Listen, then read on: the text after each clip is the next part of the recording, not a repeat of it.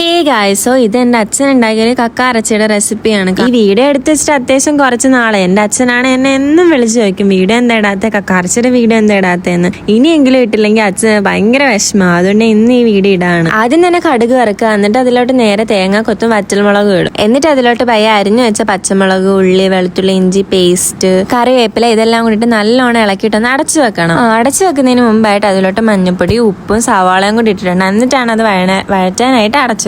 അതൊന്ന് അത്യാവശ്യം വഴണ്ടി വരുമ്പോഴത്തേക്കും അതിലോട്ട് അരിഞ്ഞു വെച്ച തക്കാളിയും കൂടി ഇട്ടിട്ടുണ്ടായിരുന്നു. എന്നിട്ട് അത് അത്യാവശ്യം ഇളക്കിയിട്ട് വീണ്ടും അടച്ചു വെച്ചു. എന്നിട്ട് പിന്നെ നമ്മുടെ പൊടികളൊക്കെ ഇടുക. എന്തൊക്കെ പൊടി ഇട്ടെന്ന് എനിക്ക് ഓർമ്മയില്ല, എന്നാലും മുളക് പൊടി, മല്ലിപ്പൊടി, മസാലക്കൂട്ട്, കുരുമുളക് പൊടി, ഈ സംഭവങ്ങളൊക്കെ എന്തായാലും ഇട്ടിട്ടുണ്ട്. പൊടി ഇട്ടോണ്ട് അത് ഇളക്കാൻ പാടില്ല. മൂപ്പൊക്കെ ഒന്ന് മാറി വരുമ്പോൾ നല്ലോണം കിളക്കിയിടും. എന്നിട്ട് അതിലോട്ട് നമ്മൾ നേരത്തെ വേവിച്ച് വെച്ചിട്ടുണ്ടായിരുന്ന കക്കാറച്ചി എടുത്തിടും. എന്നിട്ട് അത് നല്ലോണം കിളക്കി ഒന്നുകൂടെ അടച്ചു വെച്ച് വേവിച്ചിടും. എന്നിട്ട് അത് കുറച്ചു നേരം ഒന്നുകൂടെ ഇളക്കിയിട്ട് അച്ഛൻ അതിന്റെ നടുക്കോട്ട് കുറച്ച് വെളിച്ചെണ്ണയും കൂടെ ഒഴിച്ചു പിടിച്ചിട്ടുണ്ടായിരുന്നു. പിന്നെ ഒന്ന് ഇളക്കി എടുക്കുമ്പോഴത്തേക്ക് നമ്മുടെ കറി റെഡി ആയിട്ടുണ്ട്. അപ്പൊ ഇന്നത്തേക്ക് അത്രയുള്ള ഗൈസ്, ബൈ.